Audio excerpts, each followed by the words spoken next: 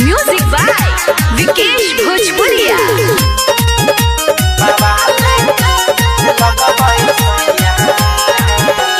Powder Crimea लगाई ले लो, अखिया में काजर सजाई ले लो। पाउडर क्रीमिया लगाई ले लो, अखिया में काजर सजाई ले लो।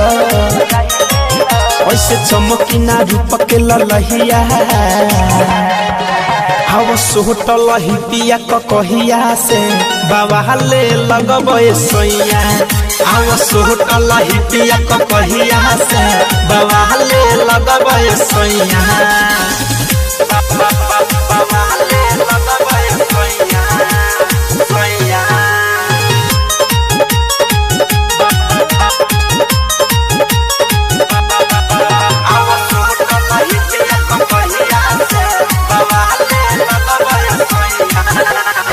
चमके लगब चानी लेखा, केहू पर जाई फीका हो।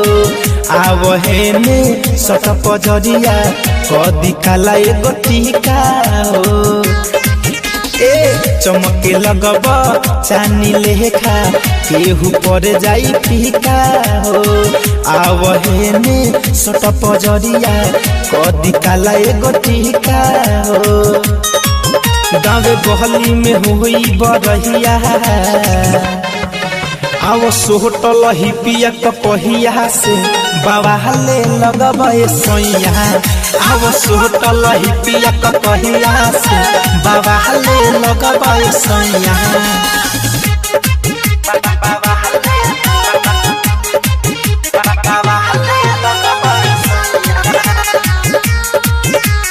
म्यूजिक बाय विकेश भोजपुरिया।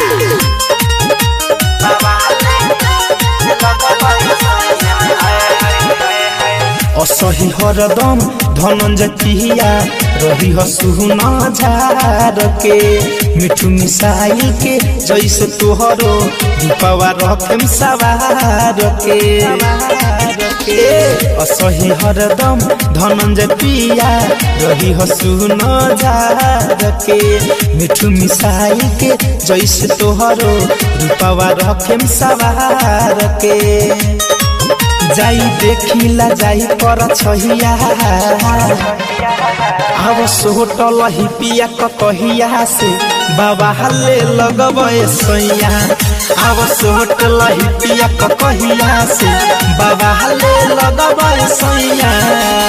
पाउडर क्रीमिया लगाई ले लो, अखिया में काजर सजाई ले लो। ऐसे चमकी ना रूप के ललहिया,